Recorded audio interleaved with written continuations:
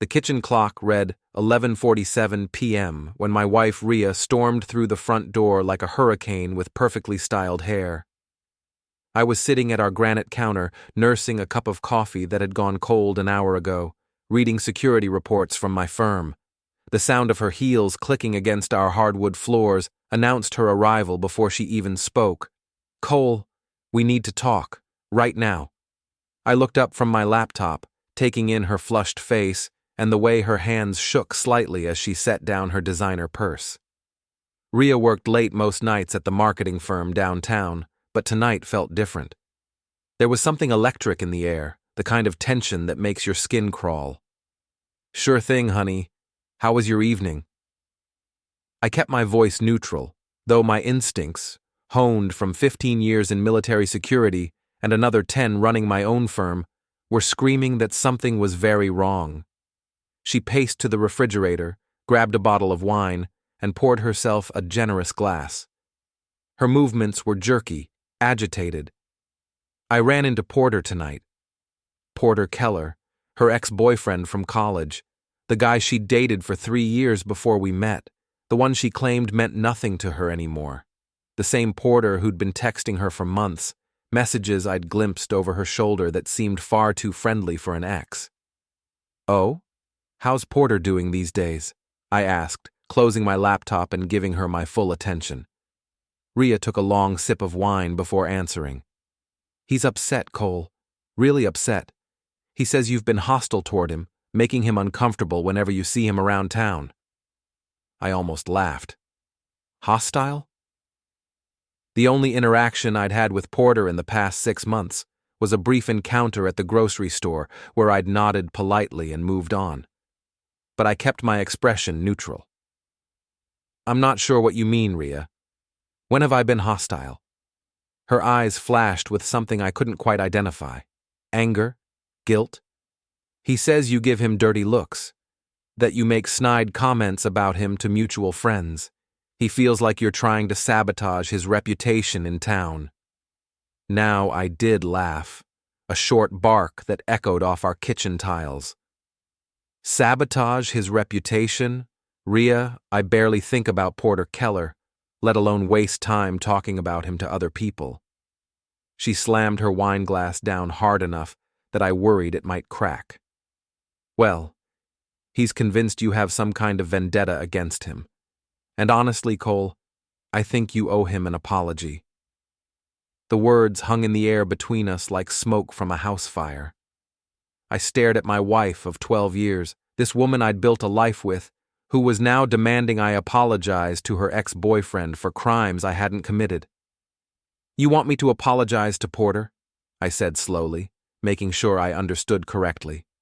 "Yes, I think it would go a long way toward clearing the air. We all live in the same town. We have mutual friends.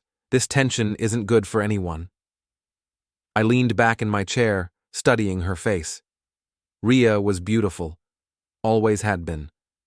Blonde hair that she spent a fortune maintaining, green eyes that could sparkle with laughter or flash with anger, a smile that had captured my attention across a crowded bar 13 years ago.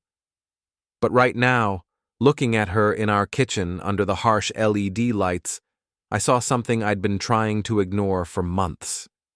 She was lying, not just about Porter's complaints, though those were clearly fabricated, but about something bigger. The late nights, the secretive phone calls, the way she'd started dressing differently for work. The pieces were falling into place with the precision of a security system I'd designed myself. "What exactly would you like me to apologize for?" I asked. "For making him uncomfortable. For whatever you've been saying about him. For being petty and jealous." Petty and jealous. The words stung because they were designed to. Rhea knew exactly which buttons to push, how to make me feel small and unreasonable. It was a skill she'd developed over our years together, one I'd stupidly mistaken for passion. "And if I refuse to apologize?" Her face went cold, the mask slipping completely. "Then maybe we need to seriously reconsider this marriage, Cole. I won't be married to someone who can't be civil to my friends." Friends, not ex-boyfriends. Friends. I stood up slowly, my 6-foot frame casting a shadow across the kitchen island. You know what, Rhea? You're absolutely right. I should apologize to Porter. The relief that washed over her face was immediate and telling. She'd expected a fight, prepared for one. My easy agreement caught her off guard. Really? You'll talk to him? I'll do better than that, I said, grabbing my keys from the counter. I'll go apologize right now, tonight. No point in letting this fester any longer. Wait, Cole, it's almost midnight. Maybe you should… But I was already heading for the door. No time like the present, right? Isn't that what you always say? I left her standing in our kitchen, wine glass in hand, looking confused and slightly panicked. The cool October air hit my face as I walked to my truck, and for the first time in months, I felt completely clear-headed. Before we dive deeper into this story, I have one small request.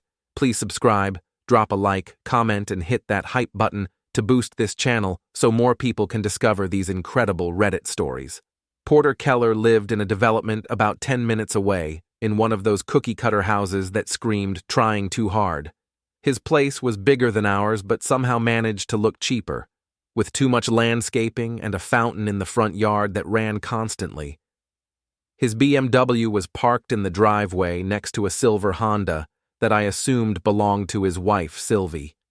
I'd met Sylvie a few times at community events. She was sharp, no nonsense, with dark hair and intelligent eyes that seemed to see everything. Unlike her husband, she'd always struck me as genuine. I parked on the street and walked up their perfectly manicured path.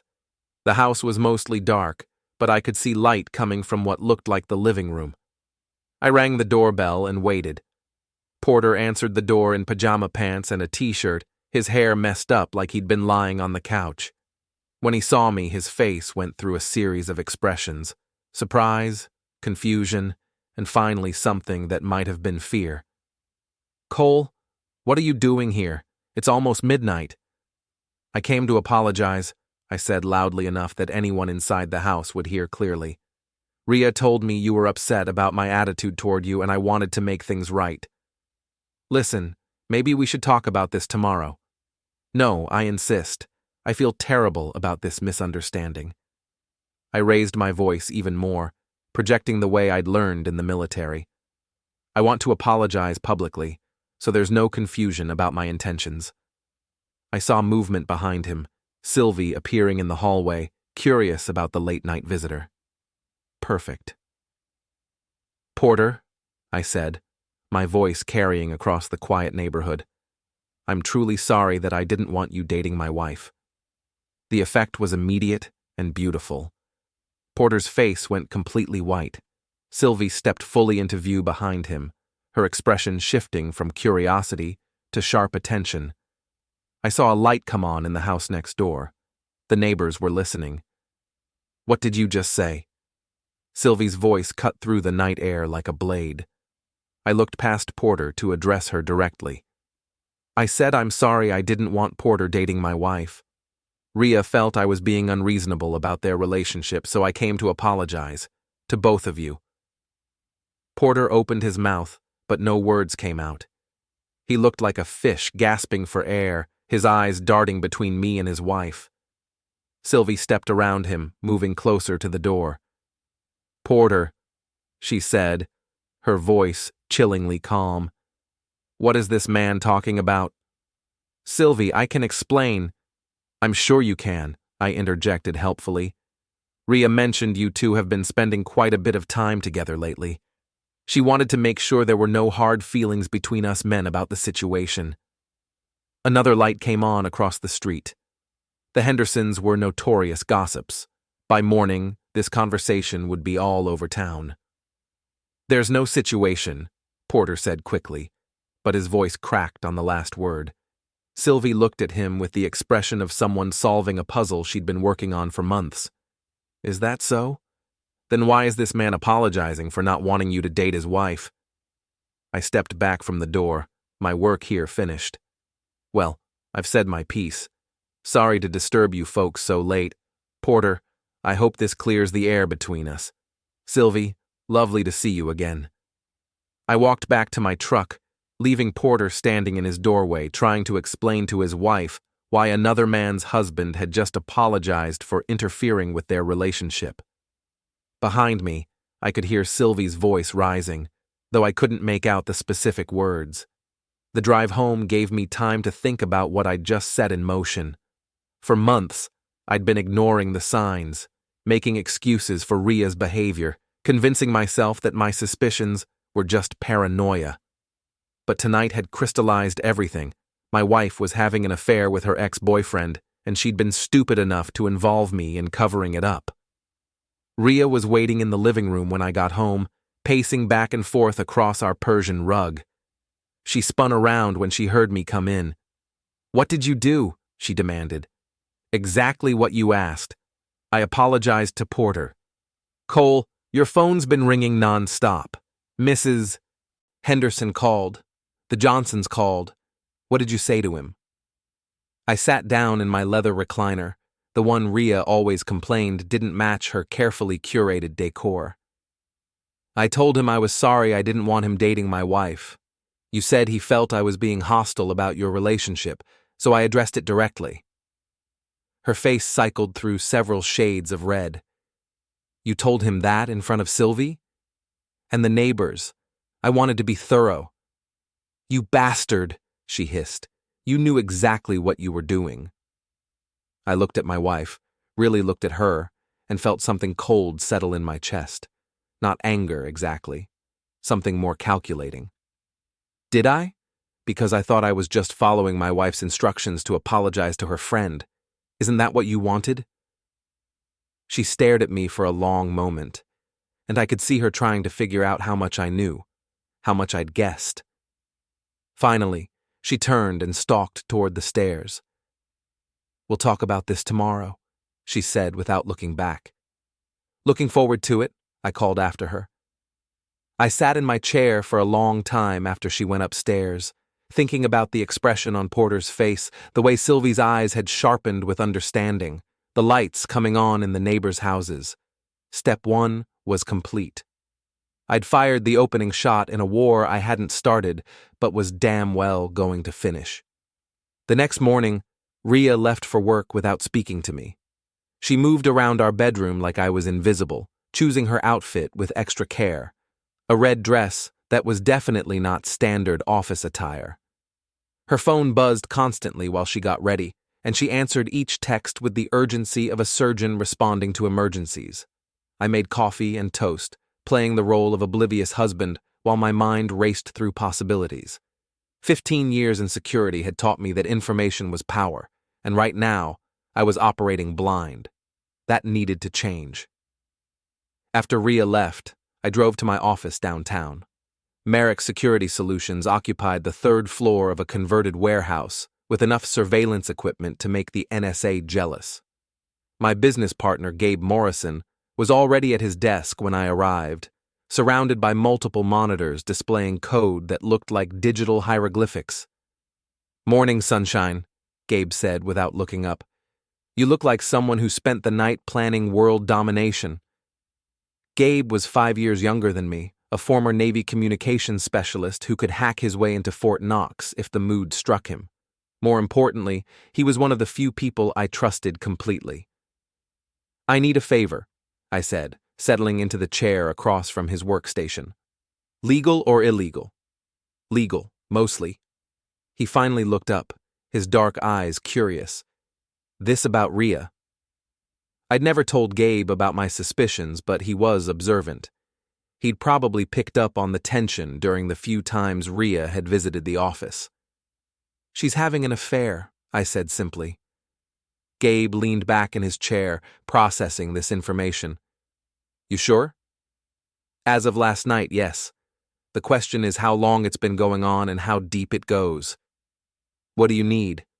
I pulled out my phone and showed him a number I'd memorized from Ria's recent calls. "This is Porter Keller. I need to know everything about his digital footprint. Email, social media, financial records if you can get them legally." "And your wife?" "Same thing. But carefully. She's not tech-savvy, but she's not stupid either." Gabe cracked his knuckles like a pianist preparing for a concert. How legal are we talking? Nothing that would get us arrested or disbarred from government contracts. But if information happens to be publicly available or inadequately secured, I understand completely, Gabe said with a grin that would have worried me if I were on the receiving end. Give me a few hours. I spent the morning reviewing legitimate client files, but my mind kept drifting to the previous night. By lunch, I'd made a decision that would have horrified the man I'd been 24 hours earlier. I drove home during Ria's lunch break, knowing she'd be at the office. Our house felt different somehow, like a crime scene waiting to be processed. I went straight to our bedroom and began searching systematically. Ria kept a small jewelry box on her dresser that I'd never paid much attention to. Inside, beneath her grandmother's pearls, I found a key I didn't recognize. It was small, brass, the kind that might open a safety deposit box or a locker. Her nightstand drawer yielded more interesting results. A receipt from an expensive restaurant I'd never been to, dated 3 weeks ago. The receipt was for 2 dinners and a bottle of wine that cost more than most people spent on groceries in a week. But the real treasure was hidden in her closet, tucked inside a shoebox behind her winter boots. A prepaid cell phone, the kind people bought when they didn't want their communications traced. I turned it on and scrolled through the message history. What I found made my stomach turn, not from jealousy, but from sheer disgust at how cliché it all was. Dozens of messages between Ria and Porter, going back 4 months. The early ones were relatively innocent, thinking of you and wish we could talk more. But they escalated quickly into detailed arrangements. For meetings, complaints about their respective spouses, and financial discussions that made my stress levels spike. Porter had been giving Ria money, not small amounts either, 2,000 here, 1,500 there, always with explanations about helping with expenses or investing in your future. The messages made it clear that Ria had been telling him our marriage was in trouble, that I was controlling and financially abusive. The most recent message, sent this morning, was from Porter. Sylvie knows something, we need to be more careful. Ria's response, Cole's suspicious too. Maybe it's time to make our move. I photographed every message, every transaction record, every lie my wife had told about me to justify her affair. Then I put the phone back exactly where I'd found it and returned to the office. Gabe was waiting with a stack of printouts and the expression that mixed admiration with concern. Your wife's boyfriend is an idiot, he announced. He uses the same password for everything, and his idea of secure communication is a Gmail account with his initials and birth year. He handed me the first stack of papers. Porter Keller's email history for the past 6 months. The man has no concept of operational security. I flipped through the pages, seeing my marriage dissolve in black and white. Email after email between Porter and Ria, planning meetings, coordinating stories, discussing their future together. But it was the emails between Porter and other people that really caught my attention. He's been bragging, I said, reading a message to his golf buddy about reconnecting with an old flame. Gets better, Gabe said, handing me another stack. Financial records. Porter's been withdrawing cash regularly, amounts that match what your wife's been receiving according to her phone records. You got her phone records? She's on a family plan with her sister. Her sister's password was her daughter's name plus her birth year. People are predictable. The phone records showed a pattern of calls and texts between Ria and Porter that lined up perfectly with the messages I'd found. But there were other numbers too. Ria's friends, her co-workers, people she'd apparently been confiding in about our troubled marriage. There's more, Gabe said, his expression growing serious. Porter's been asking questions about your business, specifically about our government contracts and client list. That got my full attention. What kind of questions? Fishing expedition stuff. Asking mutual acquaintances about your income, whether the business is profitable, if you have any legal problems. He's been painting a picture of you as financially unstable and potentially dangerous. I set down the papers and looked at my partner. Dangerous how? Angry veteran with access to surveillance equipment and a grudge against his wife's ex-boyfriend. He's been very subtle about it, but he's definitely laying groundwork for something. The pieces clicked together with mechanical precision. Porter and Rhea weren't just having an affair. They were building a case against me, probably planning to claim I was abusive or unstable, giving Rhea grounds for divorce, and Porter an excuse for his own marriage problems. How much of this would hold up in court? I asked. Gabe shrugged. The emails are legitimate evidence of an affair. The financial stuff shows a pattern of deception. But if they're smart, they'll claim it was emotional support for an abused wife. Good thing they're not smart. I spent the rest of the afternoon studying the evidence, looking for patterns and weaknesses. Porter and Rhea had been careless, leaving digital footprints everywhere. But more importantly, they'd underestimated me. They saw a middle-aged security consultant who'd gotten comfortable in his marriage. What they didn't see was a man who'd spent years learning how to identify threats, gather intelligence, and neutralize enemies. By 5 o'clock, I had a plan. I drove home and prepared dinner, salmon with roasted vegetables, one of Rhea's favorites. I set the table with our good china, opened a bottle of wine, and waited. Rhea arrived home at 7:30, looking nervous and distracted. She stopped short when she saw the dining room setup. "What's all this?" she asked suspiciously. "I wanted to apologize for last night," I said, pulling out her chair. "I realize I handled the Porter situation badly." She sat down cautiously, like she expected the chair to collapse. "You embarrassed me, Cole, and you humiliated Porter and Sylvie." "I know. I was jealous and petty, just like you said." I poured wine into her glass, playing the contrite husband perfectly. "I've been thinking about what you said, about reconsidering our marriage." Her eyes sharpened with interest. And maybe you're right. Maybe we have grown apart. Maybe it's time to be honest about what we both want." I could see her mind racing, trying to figure out if this was a trap or an opportunity. She took a sip of wine, gathering her courage. "Cole, there's something I need to tell you." "I'm listening." "Porter and we've been talking, a lot, about everything, about our marriages, our futures, our feelings." "I see." She leaned forward, her eyes bright with the fervor of someone who'd been rehearsing this speech. "We never meant for anything to happen, but we have a connection, a real connection, something I haven't felt in years." "How long?" I asked quietly.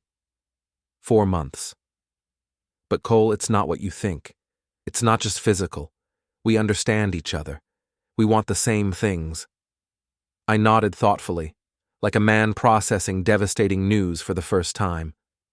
"What does this mean for us?" "I think—" She paused, choosing her words carefully. "I think we should separate. Give each other space to figure out what we really want." "And Porter? What about his marriage?" "Sylvie's been distant for years. They're basically roommates at this point. Last night probably just accelerated something that was already happening." I took a bite of salmon, chewing slowly, while I considered her words. "This is a lot to process, Rhea." "I know, but I think it's for the best, for both of us." "Where would you go?"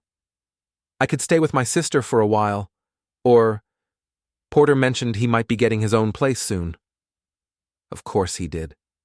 I finished my wine and looked at my wife across our dining room table, surrounded by the life we'd built together, and felt nothing but cold calculation. "I need some time to think about this," I said finally. Relief flooded her face. "Take all the time you need. But Cole, I want you to know, this doesn't have to be ugly. We can handle this like adults." After dinner, Rhea went upstairs to take a bath. I cleaned the kitchen, loaded the dishwasher, and then went down to my basement office. I had work to do. I spread Gabe's printouts across my desk and began planning the systematic destruction of my wife's new relationship. Porter and Rhea thought they were playing chess, but they'd brought checkers to a war game. By midnight, I had a timeline, a target list, and a strategy that would leave them both wishing they'd chosen different spouses to betray. The game was officially on. 3 days after Rhea's dinner confession, I was nursing a beer at Murphy's Tavern, the kind of blue-collar establishment where everyone knew everyone else's business and privacy was a foreign concept. The floors were sticky, the neon lights flickered, and the jukebox hadn't been updated since the Clinton administration. It was perfect for what I had planned.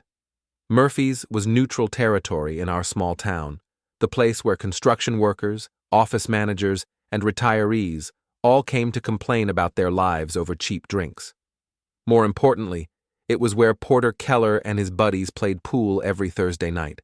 I'd been coming here for 2 weeks, establishing myself as a regular, buying rounds and listening to gossip.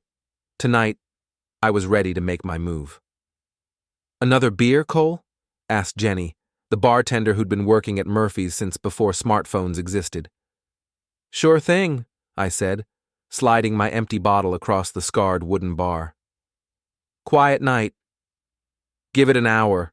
The after-work crowd's just getting started."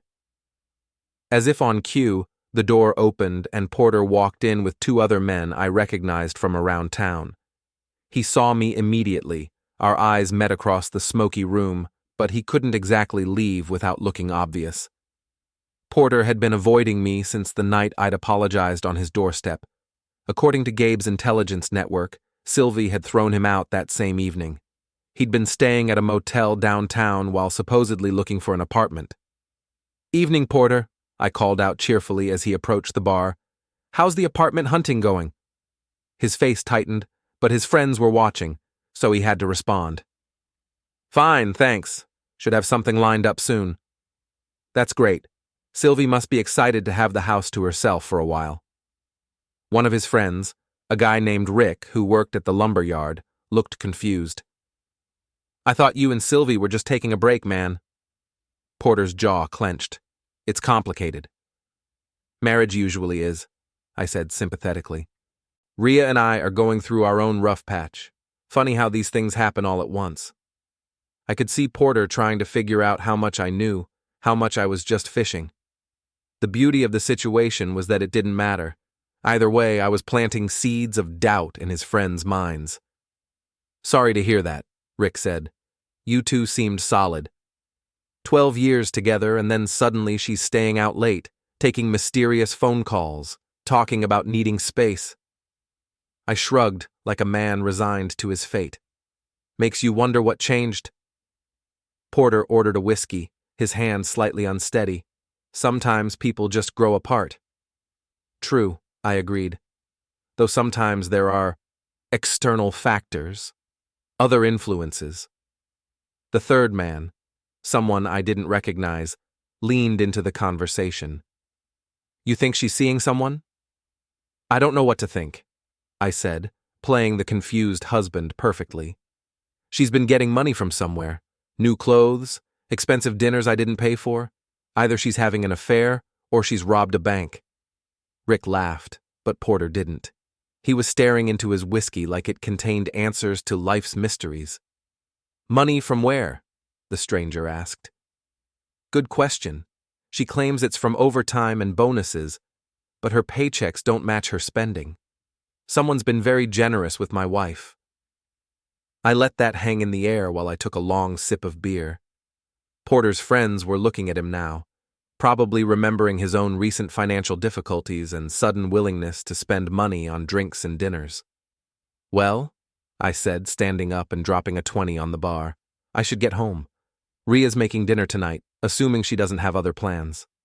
I walked toward the door, then stopped and turned back as if remembering something. "Oh, Porter, if you see Rhea around town, tell her I said hello. You two seem to run into each other a lot lately."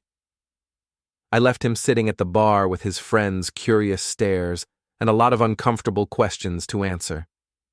The next phase of my plan required more direct action. I drove to the office park where both Rhea and Porter worked. Different companies, same building complex.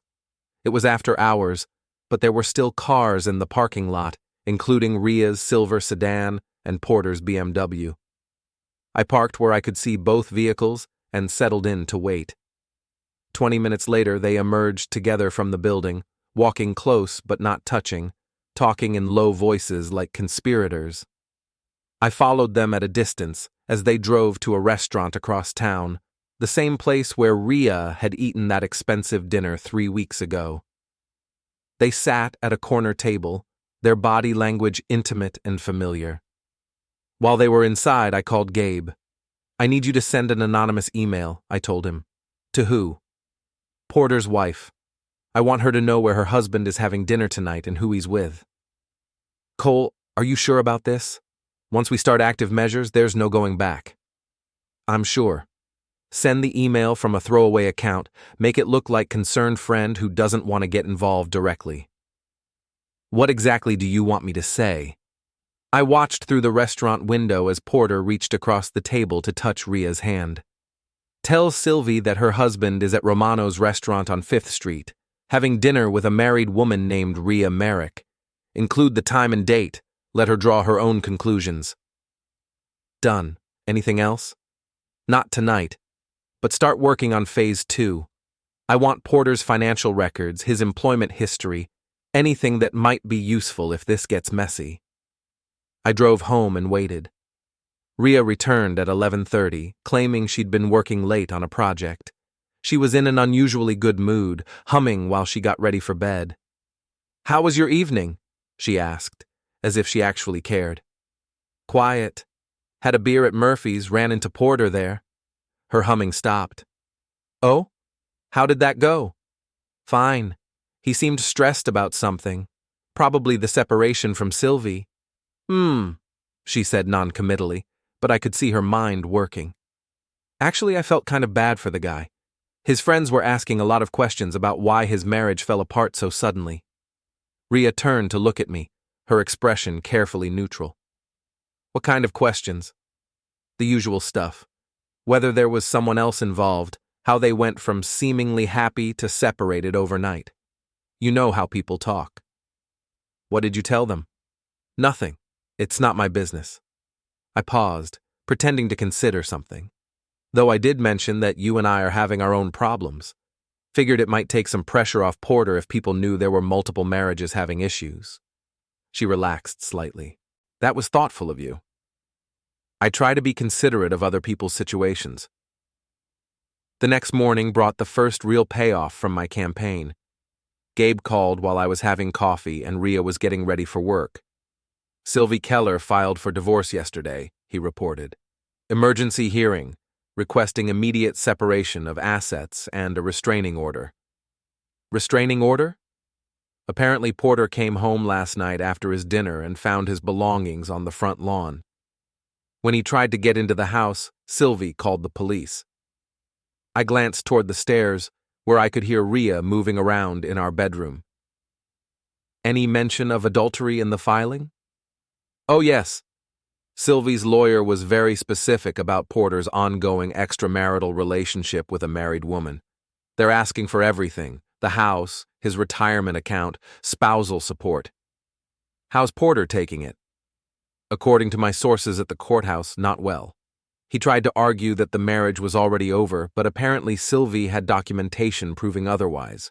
Recent credit card statements, joint tax filings, the works." Ria appeared at the bottom of the stairs, dressed in a black suit that was definitely new. Her phone was buzzing constantly, but she was ignoring it. "I have to go," I told Gabe. "Keep me updated." "Everything okay?" Ria asked, though her attention was clearly elsewhere. "Just work stuff. You seem distracted this morning." She glanced at her phone as it buzzed again. "It's nothing, just office drama." "Anything I can help with?" "No, it's fine. I should get going." She kissed my cheek, a gesture that felt more like habit than affection, and headed for the door. As soon as she left, I called Gabe back. "I need you to monitor Porter's communications today. If he's panicking about the divorce, he might say something useful." "Already on it. His email account's been very active since 6 this morning." And? He's trying to convince Rhea to speed up their timeline, wants her to file for divorce immediately so they can present a united front. What's Rhea saying? She's hesitating. Apparently she wasn't expecting Sylvie to move so fast or be so aggressive about the settlement. I smiled grimly. Rhea had always been cautious about money, probably because she'd grown up without much of it. The idea of losing half our assets in a divorce would terrify her, especially if she wasn't sure Porter could support her afterward. Keep monitoring. And Gabe, start working on Porter's employment situation. I want to know everything about his job, his boss, his performance reviews. Planning to get him fired? Planning to give him enough rope to hang himself. That afternoon, I drove past Porter's motel. His BMW was in the parking lot, looking sad and out of place among the pickup trucks and economy cars. I parked across the street and called the motel's front desk. "Hi, I'm trying to reach Porter Keller in room 237, I said, using the number I could see from his parking spot. "Could you ring his room?" "Sorry, sir, but Mr. Keller checked out this morning." "Interesting." I called Gabe. "Porter's moved out of the motel," I reported. "Any idea where he went?" "Checking. Got it. He rented a furnished apartment downtown, month-to-month lease, paid in cash." "Expensive?" "Very. And here's the interesting part. The lease application lists his employment status as self-employed consultant." "He quit his job?" "Looks like it. Or got fired. His company email account was deactivated this morning." Things were moving faster than I'd anticipated. Porter was making desperate moves, probably hoping to convince Rhea that he was ready to start their new life together. But desperation led to mistakes, and mistakes were opportunities. That evening, Rhea came home looking frazzled and upset. She barely touched her dinner, spending most of the meal staring at her phone. "Bad day?" I asked. "Porter's going through a rough time," she said without thinking, then caught herself. I heard from mutual friends that his divorce is getting complicated." "That's too bad. Divorce can be brutal, especially when there's money involved." She looked up sharply. "What do you mean?" "Just that Sylvie's probably going to take him for everything he's worth. Adultery doesn't play well in divorce court, especially when the cheating spouse has been spending money on the other woman." Rhea's face went pale. "How do you know about that?" "Know about what?" "Nothing. I didn't realize you knew details about their situation." "Small town," I said with a shrug. "People talk. Apparently Porter's been very generous with someone else's wife. Expensive dinners, gifts, cash payments. Sylvie's lawyers are having a field day with it." Rhea pushed food around her plate, her appetite clearly gone. "That seems like a private matter." "Absolutely, though I imagine it's hard to keep private when there are bank records and credit card statements involved." I could see her doing mental calculations, probably wondering how much evidence existed of Porter's financial support. The beautiful thing was that she couldn't ask direct questions without revealing how much she knew. "Cole," she said carefully, "hypothetically speaking, if someone was helping a friend through a difficult time, maybe lending them money or paying for meals, would that automatically be seen as romantic?" "Depends on the circumstances," I replied. "How much money? How often? What kind of meals? Context matters." "Right, context." "Of course, if the person doing the helping was married to someone else, and the person receiving help was also married, and they were meeting secretly." I trailed off meaningfully. "That would look bad," she finished quietly. "Very bad, especially if there were text messages or emails discussing the arrangement." Rhea excused herself after dinner, claiming she needed to make some phone calls. I could hear her upstairs, talking in urgent whispers. She was probably warning Porter about the evidence trail they'd left behind. Too little, too late. I went down to my basement office and reviewed the intelligence Gabe had gathered. Porter and Rhea were in full panic mode, their communications showing increasing desperation as the reality of their situation set in. but they hadn't seen anything yet. Tomorrow, I was going to escalate things considerably. Friday morning brought rain and the kind of gray sky that matched my mood perfectly. Rhea left for work early, claiming she had meetings all day. Her phone had been buzzing since dawn, and she'd taken 3 hushed calls before 8 o'clock. I waited an hour after she left, then drove to her office building. The parking garage gave me a perfect view of the lobby, and I settled in to watch the morning routine. At 9:15, Porter's BMW pulled into a visitor spot. He looked terrible. Unshaven, wrinkled clothes, the appearance of a man who hadn't slept. He disappeared into the building, probably heading up to meet Rhea. I called Gabe. "They're meeting at her office. How's our package coming along?" "Ready to deploy. You sure you want to do this? Once it's out there, there's no taking it back." "I'm sure. Send it." "Done. The email should hit inboxes in about 10 minutes. The package Gabe had prepared was a masterpiece of selective editing. Using the communications we'd intercepted, he'd created a timeline of Porter and Rhea's affair, complete with financial transactions and meeting arrangements. But the real genius was in the recipient list. Every person in Rhea's contact list. Her friends, her family, her co-workers, her boss. All receiving an anonymous email titled, "The Truth About Rhea Merrick's Marriage Problems," with detailed evidence of her extramarital relationship. I didn't have to wait long for results. My phone rang at 9:47 a.m. "Cole, it's Linda." Rhea's sister calling from 2 states away. "Hi, Linda. What's up?" "I just got the strangest email about Rhea. Someone sent me a bunch of messages and financial records claiming she's having an affair. Please tell me this is some kind of sick joke." I let silence stretch for a moment, like a man processing shocking news. "What kind of messages?" "Text conversations between her and some man named Porter. Plans to meet, discussions about leaving their spouses, money transfers. Cole, some of these messages are from last week. I don't know what to tell you, Linda. Is it true? Is Rhea cheating on you?" Another pause. This one longer. "I've had my suspicions." "Oh, Cole, I'm so sorry. Why didn't you say anything?" "What was I supposed to say? I hoped I was wrong." Linda spent the next 10 minutes apologizing for her sister and offering support. By the time we hung up, she was convinced that Rhea was a manipulative cheater who'd been lying to everyone about her marriage. My phone rang 6 more times in the next hour. Rhea's friends, her aunt, 2 co-workers, all calling to either offer sympathy or demand explanations.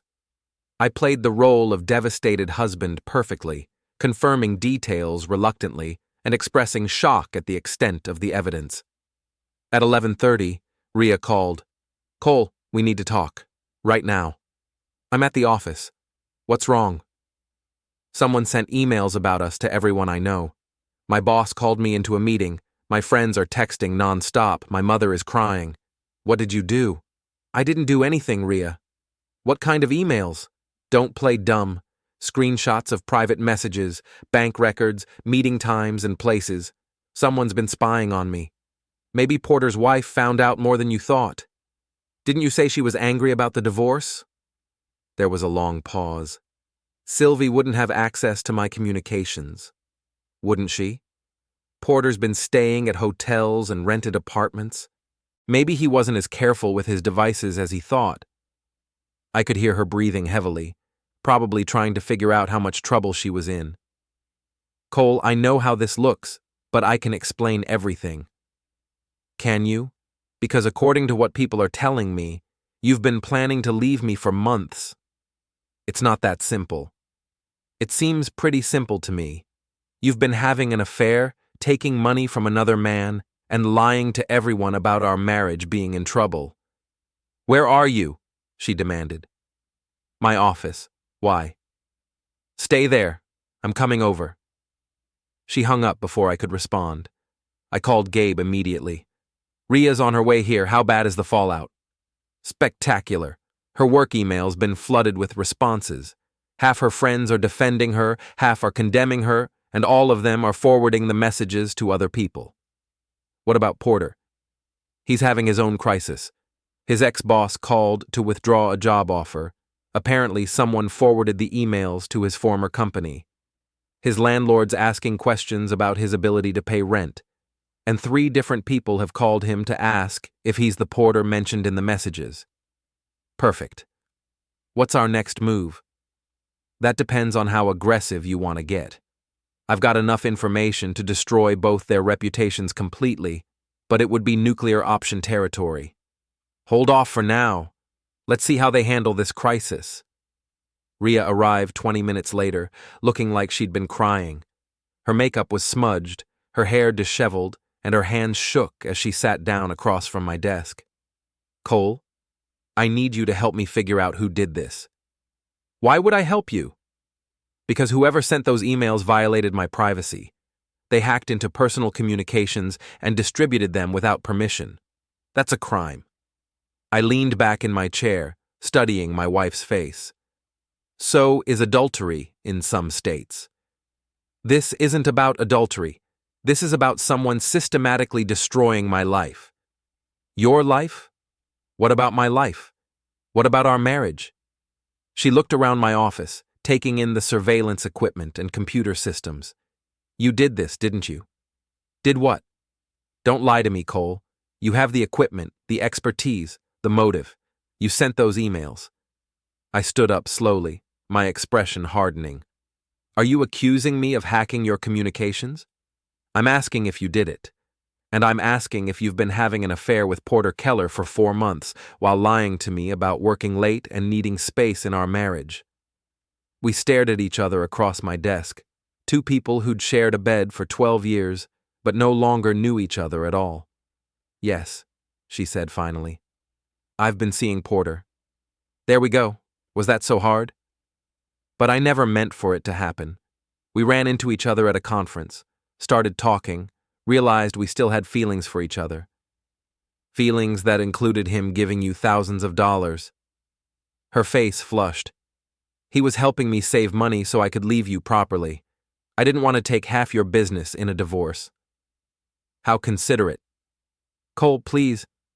I know I handled this wrong, but we can still work this out like adults. Adults? You've been lying to me for months, taking money from another man, and planning to abandon our marriage. What part of that is adult behavior? She started crying again, the kind of manipulative tears she'd always used when she wanted something. I never wanted to hurt you. But you did want to leave me. Yes. For Porter. Yes. The same Porter who just lost his job, his house, and his savings in a divorce settlement. Her tears stopped abruptly. What do you mean he lost his job? Apparently someone forwarded those emails to his former employer. They withdrew a job offer.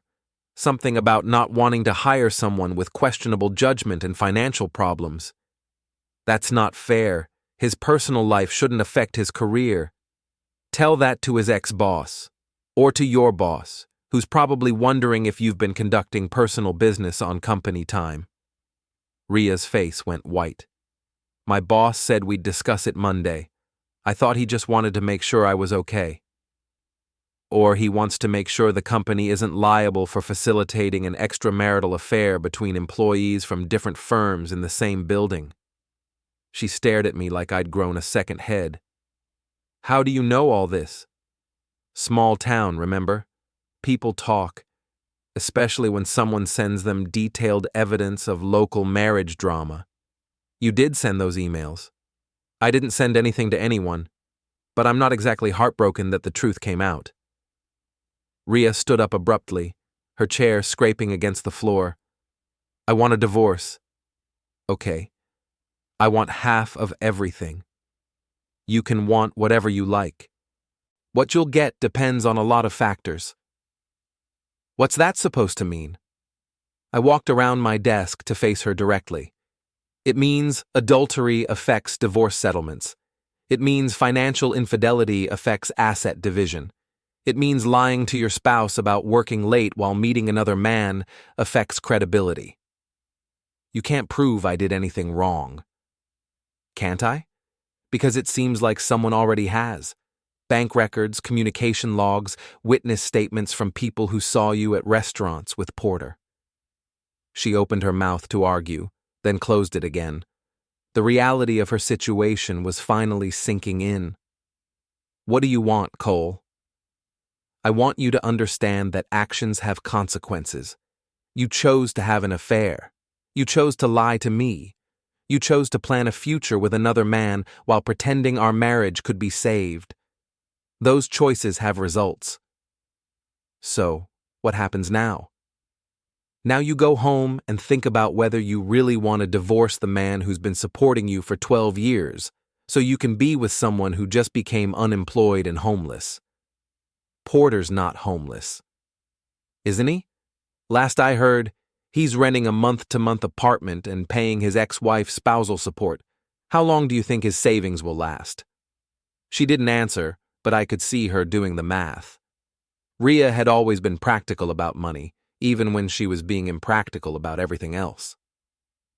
I need time to think, she said finally. Take all the time you need.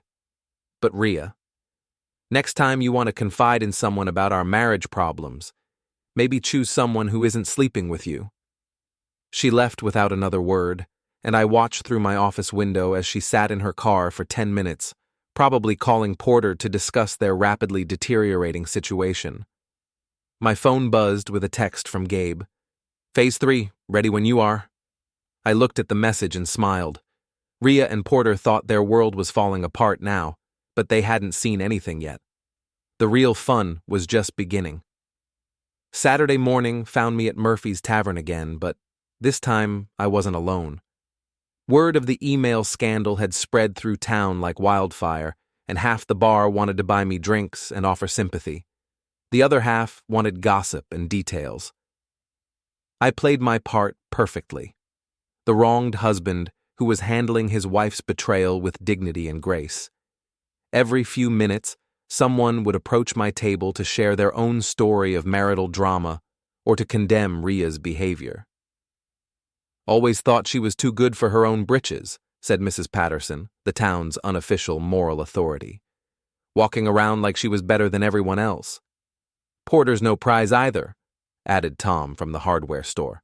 Man can't even change his own oil, but he thinks he can steal another man's wife. I nursed my beer and listened to the character assassination with appropriate responses. Grateful nods, resigned sighs, the occasional bitter laugh. By noon, public opinion had crystallized. I was the victim, Rhea was the villain, and Porter was the pathetic homewrecker. At 12:30, Porter himself walked into Murphy's. The conversation died instantly. 20 pairs of eyes turned to watch as he approached the bar, his face flushed, and his movements jerky with nervous energy. He ordered a whiskey and downed it immediately, then ordered another. I waited 5 minutes before walking over to him. Porter, I said quietly. Rough week? He turned to face me, his eyes red-rimmed and hostile. You son of a... Careful, I interrupted, glancing around the bar. Lot of people watching. He followed my gaze and saw the crowd of locals pretending not to stare. His jaw clenched, but he lowered his voice. You destroyed my life. Did I? How exactly did I do that? Those emails, the financial records, the timeline of meetings. You've been watching us, documenting everything. Have I? That's a serious accusation, Porter. I hope you have proof. I know it was you. What you know and what you can prove are different things. I signaled Jenny for a beer. Besides, seems to me like you destroyed your own life when you decided to cheat on your wife. Sylvie and I were having problems long before you started pursuing my wife? Funny, that's not what the divorce papers say. His hands clenched into fists. You smug bastard. You think you've won something? Won?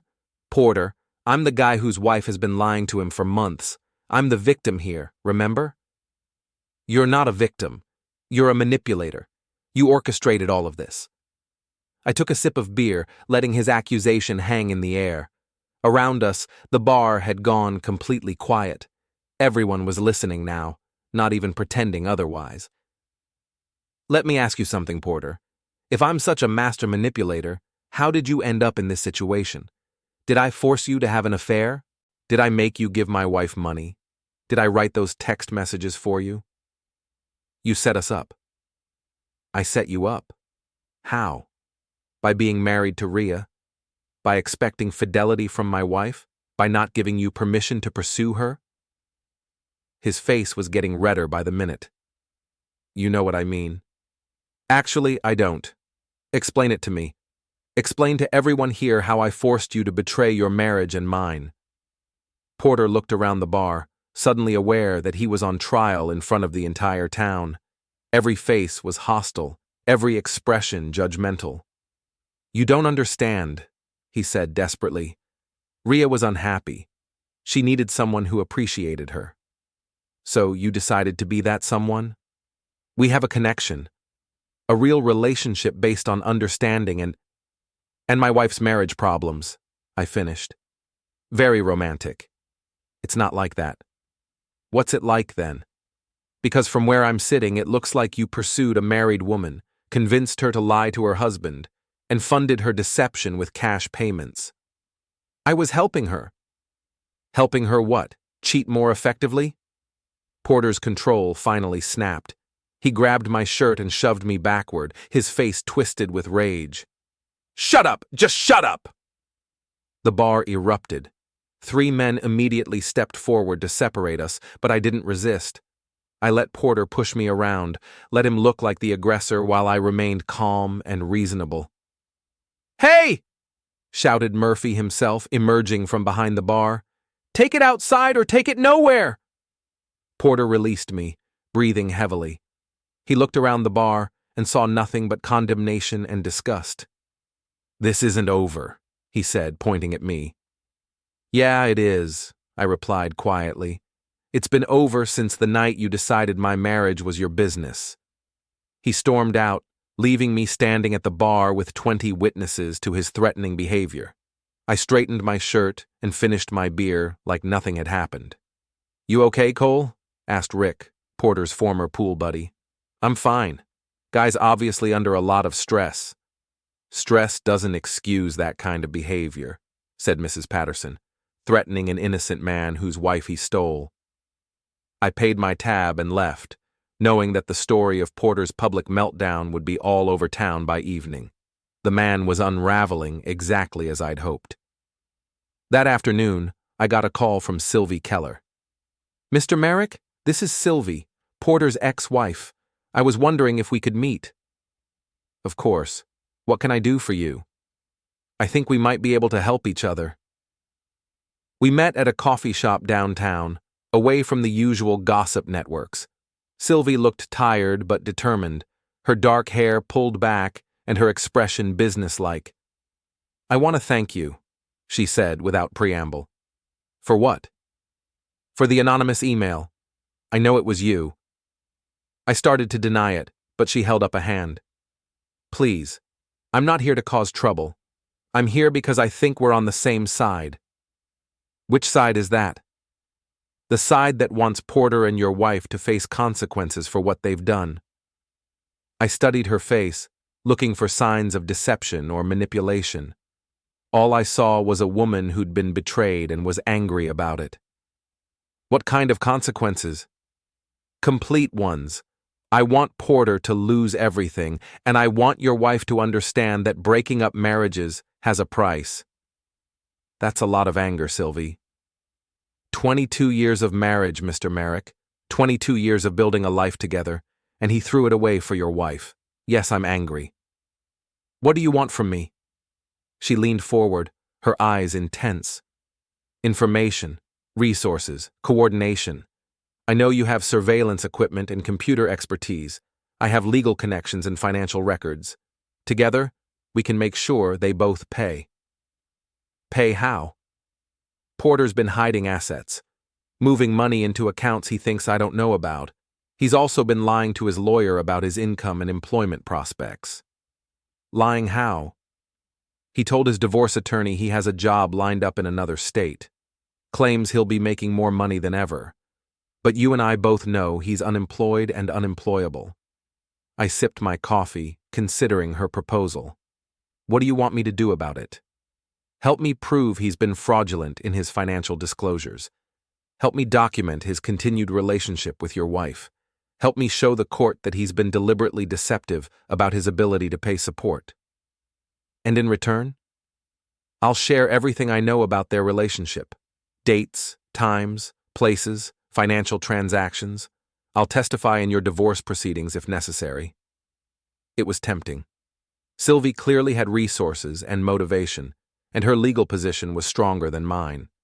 But allying with her would mean escalating the conflict beyond anything I'd planned. I need to think about it, I said. Don't think too long. Porter's planning to leave town next week. If we're going to stop him, we need to move fast. Leave town? He and your wife have been talking about starting over somewhere else. Somewhere they can pretend to be the victims of their respective divorces. That was new information. I'd been monitoring their communications, but apparently they'd found more secure ways to communicate. How do you know this? Sylvie smiled grimly.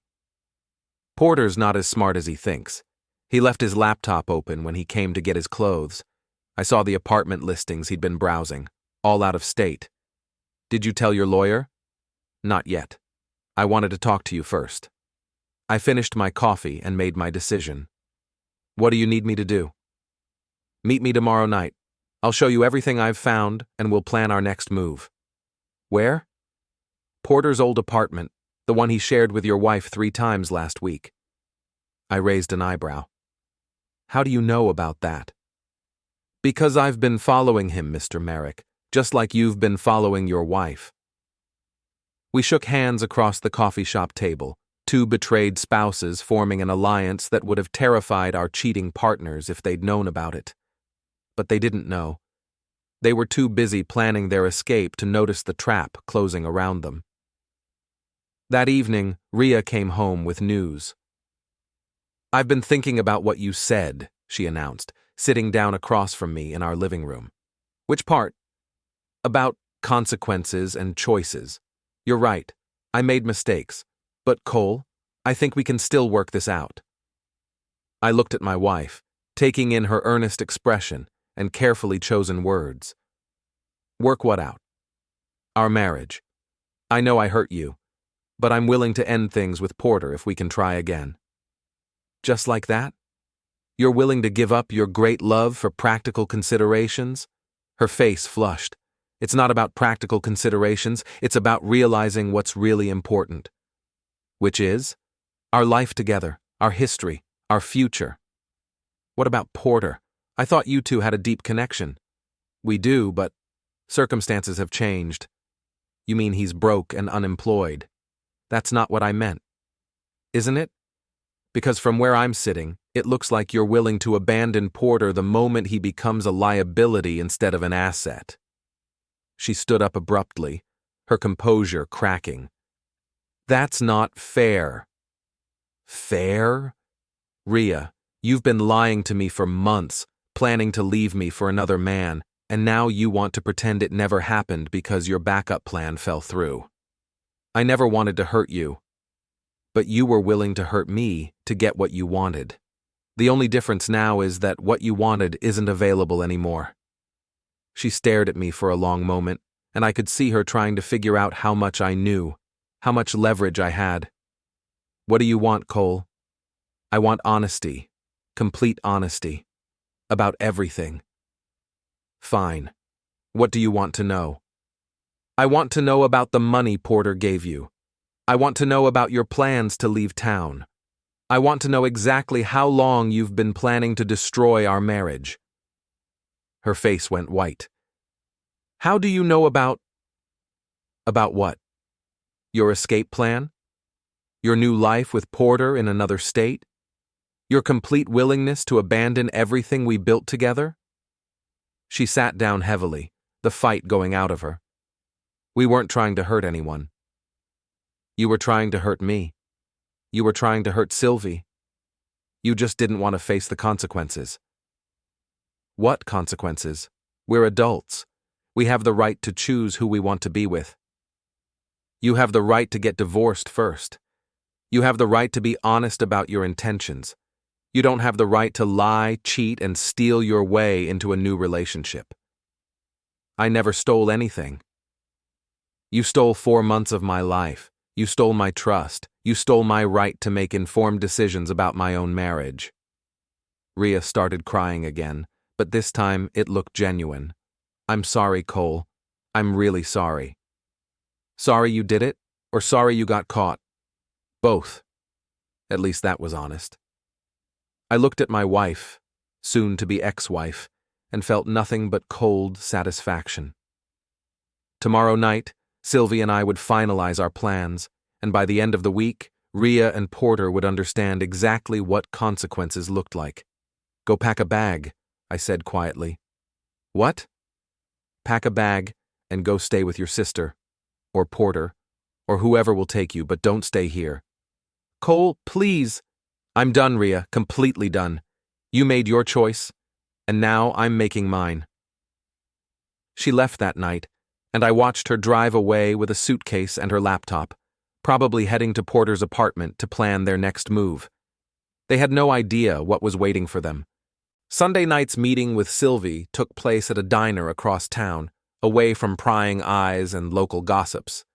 She arrived with a briefcase full of documents and a laptop containing enough evidence to destroy both Porter and Rhea's credibility permanently. I've been busy, she said, spreading papers across our corner booth. Porter's been even more careless than we thought. The documents were damning. Bank statements showing Porter had been withdrawing money from their joint savings account for months, supposedly for business expenses that turned out to be gifts for Rhea. Credit card bills from restaurants, hotels, and shopping trips. Email printouts proving he'd been lying to his lawyer about his job prospects and financial situation. This is fraud, I said, scanning a document where Porter claimed to have no liquid assets while sitting on $15,000 in cash. Gets better, Sylvie said, opening her laptop. He's been using our joint credit cards to pay for his apartment, his meals, even his dates with your wife. Then he tells the divorce court he's financially struggling. What about the job he claimed to have lined up? Completely fictional. I called the company he listed. They've never heard of him. I studied the evidence, impressed despite myself. How did you get all this? 22 years of marriage teaches you where someone hides things. Plus, Porter never changed his passwords after I threw him out. This could get him arrested for perjury. That's the idea. Sylvie's smile was sharp enough to cut glass. But I want more than just legal consequences. I want social destruction. Meaning I want everyone in this town to know exactly what kind of man Porter Keller is. I want his reputation destroyed so completely that he'll have to leave town in shame. I leaned back in the booth, considering her proposal. What about Rhea? What about her? She made her choice. Let her live with the consequences. You're assuming she'll stick with Porter when things get ugly. Sylvie laughed bitterly. Your wife's not stupid, Mr. Merrick. The moment Porter becomes a liability instead of an asset, she'll abandon him faster than a sinking ship. She was probably right. Rhea had always been practical about relationships, even when she was being emotional about everything else. What do you need from me? I asked. Access to their current communications. Porter's gotten more careful since the email leak, but I know they're still coordinating. I can arrange that. And I want you to be ready to move fast. Once we spring this trap, they'll both panic and try to run. Run where? Sylvie pulled up a browser window on her laptop. Porter's been looking at apartments in 3 different states. He thinks he can disappear, start over, pretend to be a divorced man whose ex-wife was vindictive. Can we stop him? If he's committed fraud in his divorce proceedings, the court can freeze his assets and restrict his travel. But we need solid proof of his deception. I thought about the resources at my disposal. Gabe's technical expertise, my surveillance equipment, the intelligence network we'd built over the past week. I can get you proof, I said. But I want something in return. What? I want Rhea to face consequences too, real consequences, not just embarrassment or social shame, such as financial consequences, professional consequences. I want her to understand that destroying a marriage has a price. Sylvie nodded slowly. I think that can be arranged. We spent the next hour planning what could only be described as a coordinated assault on Porter and Rhea's remaining credibility. Sylvie would handle the legal aspects, filing motions, providing evidence to the court, ensuring Porter faced criminal charges for fraud. I would handle the technical side, gathering communications, documenting their continued relationship, proving their intent to flee. When do we move? I asked as we prepared to leave. Tomorrow. Porter has a court hearing Tuesday morning for the final divorce decree.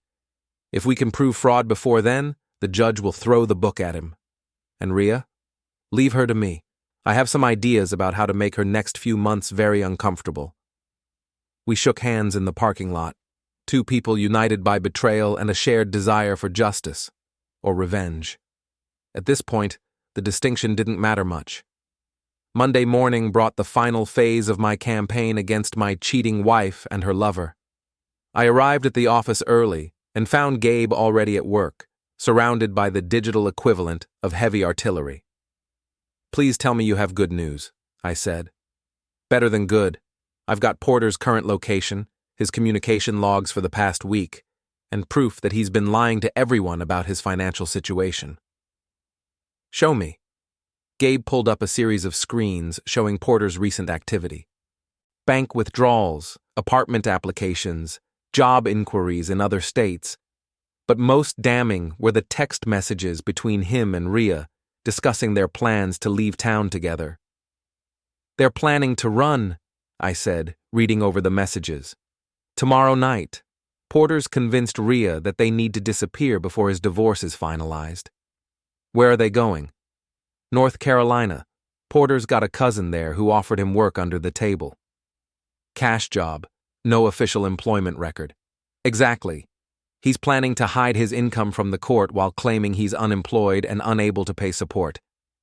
I studied the evidence, feeling pieces of a puzzle clicking into place. Can you document all of this in a format the court will accept?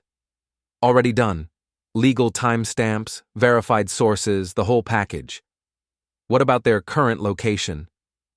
Porter's apartment. They've been there since Saturday night, probably planning their escape. I called Sylvie and arranged to meet her at the courthouse. It was time to end this. The hearing was scheduled for 9 a.m. Tuesday morning. Sylvie and I arrived early, armed with enough evidence to bury Porter permanently. Her lawyer, a sharp woman named Rebecca Chen, reviewed our documentation with professional satisfaction.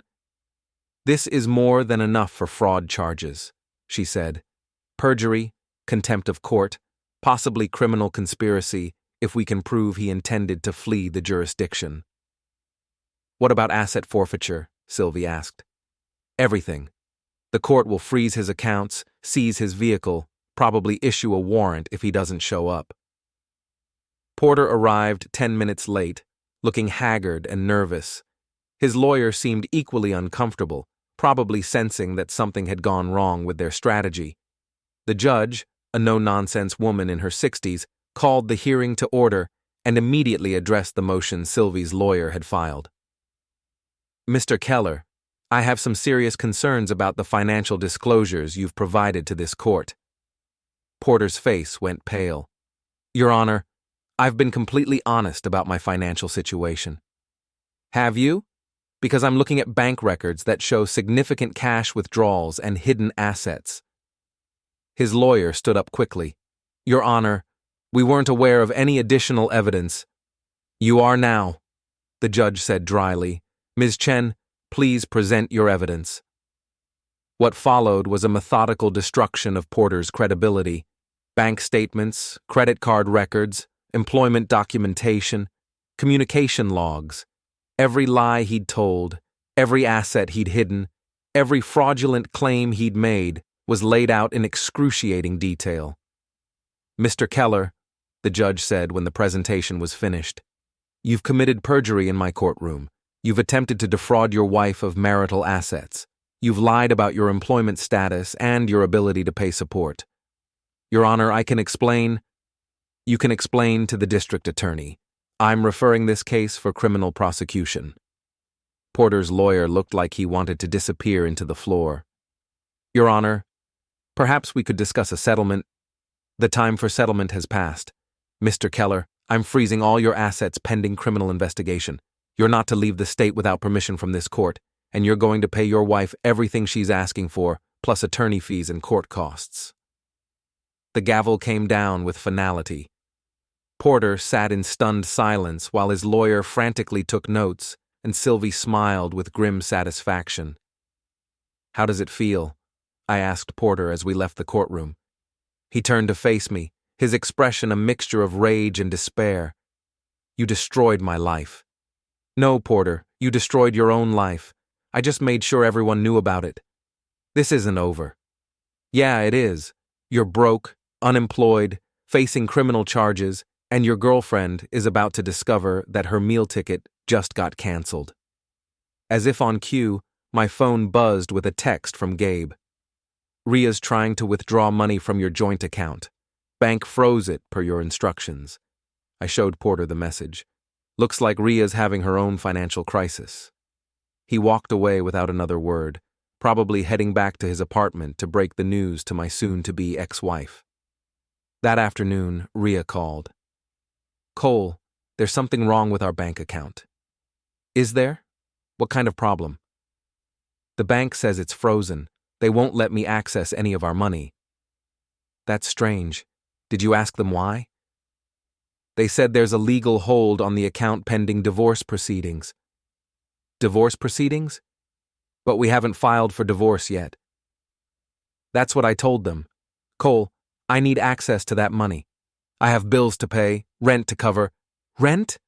I thought you were staying with Porter." There was a long pause. "Porter's having some financial difficulties." "What kind of difficulties?" "His divorce got complicated. The court froze his assets." "That's terrible. I hope it doesn't affect your travel plans." Another pause. Longer this time. "What travel plans?" "The ones you and Porter made to leave town tomorrow night. North Carolina, wasn't it?" "How do you—" She caught herself, but it was too late. "Know about your escape plan? Ria, I've known about everything from the beginning. Your affair, your lies, your plans to disappear together. All of it. You've been spying on us. I've been protecting myself from a wife who was planning to abandon our marriage for a man who turned out to be a criminal. Porter's not a criminal. Actually, he is. Fraud, perjury, contempt of court. He's looking at serious jail time." I could hear her breathing heavily, probably realizing that her carefully planned future had just evaporated. "What do you want, Cole?" "I want you to come home so we can discuss divorce terms like adults." "And if I don't?" "Then you can figure out how to survive with no money, no job references, and a boyfriend who's about to be arrested." She hung up without answering, but I knew she'd be back. Ria was many things, but she wasn't stupid enough to tie herself to a sinking ship. That evening, I sat in my living room with a glass of wine and the divorce papers my lawyer had prepared. Everything was ready. Asset division, spousal support, custody of our shared debts. All fair, all legal, all designed to give Ria exactly what she deserved, which was nothing. At 9 o'clock, I heard her car in the driveway. She came through the front door like a defeated general, her shoulders slumped and her face drawn. "Hello, Ria." "Hello, Cole." She sat down across from me, looking around our living room like she was seeing it for the first time. "Porter's been arrested," she said quietly. "I heard. Something about violating court orders. They think he was planning to leave the state illegally. Were you planning to go with him?" She looked at me for a long moment, probably weighing her options. "Yes.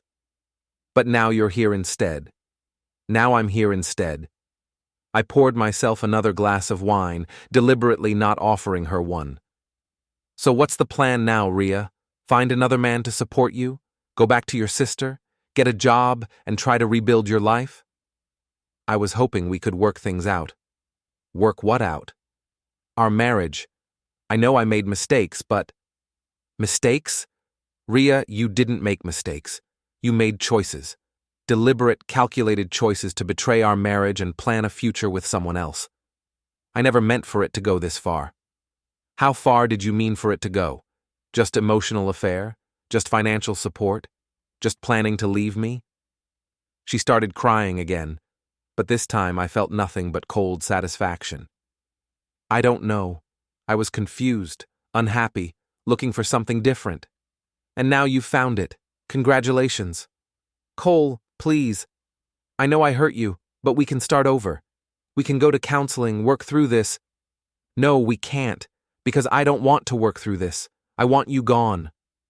I handed her the divorce papers.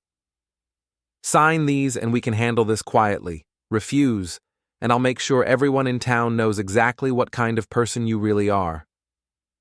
She read through the documents, her face growing paler with each page.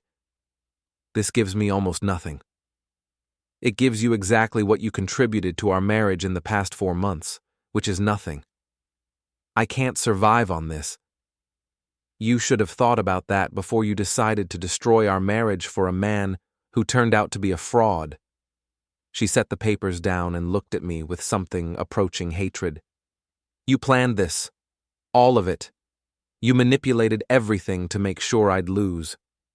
I didn't manipulate anything, Rhea. I just made sure the truth came out. The truth according to you. The truth according to bank records, communication logs, witness statements, and legal documents. The truth that shows you've been lying to me for months while planning to abandon our marriage. She picked up the pen and stared at the signature line. What if I refuse to sign? Then we go to court, and a judge decides how to divide our assets. Of course, that means all the evidence of your affair becomes public record. Your friends, your family, your employer. Everyone gets to see exactly what you've been doing. You bastard. Sign the papers, Rhea. She signed them with shaking hands, her tears falling onto the legal documents that officially ended our 12-year marriage. There, she said, throwing the pen down. Are you happy now? I gathered the papers and put them in my briefcase. I'm satisfied. What's the difference? Happy would mean I got something I wanted. Satisfied means you got what you deserved. She left that night for the last time, taking only what the divorce agreement allowed. I watched her drive away and felt nothing but relief that the ordeal was finally over. Porter was sentenced to 6 months in jail and ordered to pay full restitution to Sylvie. Rhea moved back in with her sister and took a job at a call center, her professional reputation destroyed by the scandal. I kept the house, the business, and my self-respect. More importantly, I learned that sometimes the best revenge isn't getting even. It's making sure the truth comes out and letting natural consequences take their course. 6 months later, I ran into Sylvie at the grocery store. She looked happy, relaxed, like a woman who'd finally gotten justice. How are you doing? She asked. Good, really good. You? Excellent. Did you hear Porter got out of jail last week? I hadn't heard. How's he doing? Broke, unemployed, and living in a trailer park 2 towns over. Rhea dumped him the day he was sentenced. Can't say I'm surprised. Me either. Turns out your wife was only interested in Porter when he had money and prospects. We chatted for a few more minutes about mundane things, the weather, local news, mutual acquaintances. As we prepared to part ways, Sylvie smiled and said something that made the whole ordeal worthwhile. You know, Cole, I never did thank you properly for that apology. Which apology? The one where you said you were sorry you didn't want me dating your wife. Best thing that ever happened to my marriage. She walked away laughing, and I realized she was absolutely right. Sometimes the most honest thing you can say is exactly what people don't want to hear. And sometimes that honesty is the most devastating revenge of all.